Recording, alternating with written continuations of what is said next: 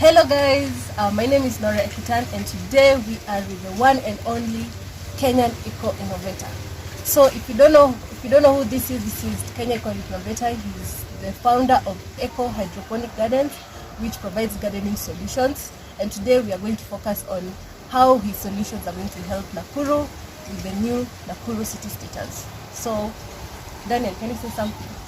Yeah, I'm also the National Youth Ambassador for Environment and the Kenyan Inimi, an initiative under the Ministry of Youth Affairs, ICT and Innovation. So Daniel, yes. What is your view on Nakuru attaining the city status? This is to the environment. This is a milestone. Mm-hmm. It has the positive and the challenges side of things. I don't call it negative, the challenges side of things. Mm-hmm. The positive is, with the new status, we will unlock a lot of green finance, climate finance that will go towards environmental conservation. Number two, this will unlock a lot of jobs in green, what we call green jobs. Also, on the flip side, there's also the challenge of with the increase of population, infrastructure development. There is the disruption in terms of ecosystems will be interrupted, food systems will be interrupted, and also environmental degradation because of increasing population. That is automatic. However, we are focusing on the positive side and how we can mitigate on the negative effects with the new status. Okay, so talking about interruptions, yes. What are the specific interruptions in your niche, in what you're doing? One of the interruptions I see is about food systems. Because you see, the food system from production, safety, and then logistics side of things until they get to the plate of the person using the food. There's that interruption because one, there's varieties of crops that will not be allowed. It will be illegal to produce, like let's say maize. Yeah. It would not be illegal to keep livestock. So that comes with interruptions. You see, those are sources of livelihoods for communities. So we have to come up with a way to mitigate that interruptions through either innovation or through other means. But these are specific interruptions. Food systems, the environment impact of it, there's also the social and political aspect of it. But we are focusing on the environmental part of it.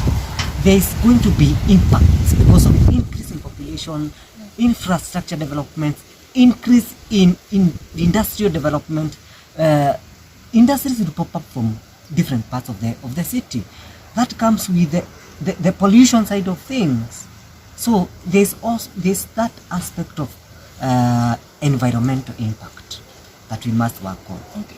So can you talk a little bit about the food systems that how it impacts the communities? When it comes to food systems value chain, we are more focused on productivity, the production side. Okay. You see, if you are keeping livestock and you cannot be able to keep livestock again, you have to have an alternative. And I am glad that Nakuru City County is running a program called Governance of Food Systems, which is running for 18 months with Mazingira Institute and University of Nairobi. The point here is to strengthen food systems, to give that person who will not now be able to keep livestock another alternative. Can they now keep poultry? Can they now keep fish? Okay. Can they now produce vegetables? That will keep them, will sustain their lives and their livelihoods. Yes. So, since most of these opportunities are, what do you call? How are these opportunities going to help the youth in Kenya, in Nakuru County to be specific? I think the youth of Nakuru City should be at the forefront in capitalizing and capitalize on opportunities. Okay. Huge opportunities are going to open up. This is how. Look at the energy sector, for example. Homes, we are talking about the race to zero. The race to zero. Carbon emissions.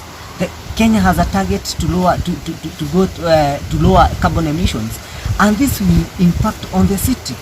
It means that the issue of energy, green energy, comes with green jobs. Okay. The issue of bringing a paradigm shift from traditional way of food production to new ways of food production, what we call climate smart urban agriculture. That in itself are huge opportunities. Talk about the new industries. Those are jobs, but there's a disclaimer in that. What do we need to do as young people? Yeah. What do we need to do to capitalize on that? A good question. Okay. As young people, we must be able to skill ourselves right.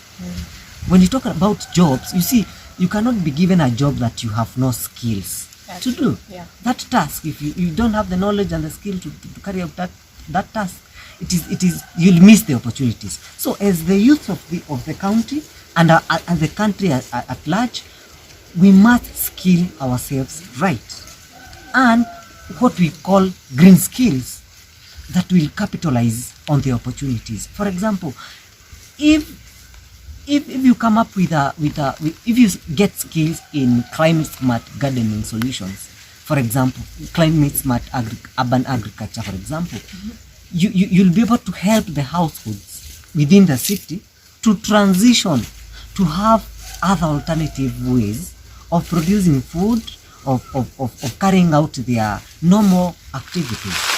But it's about skills. Yes. So my last question. Yes.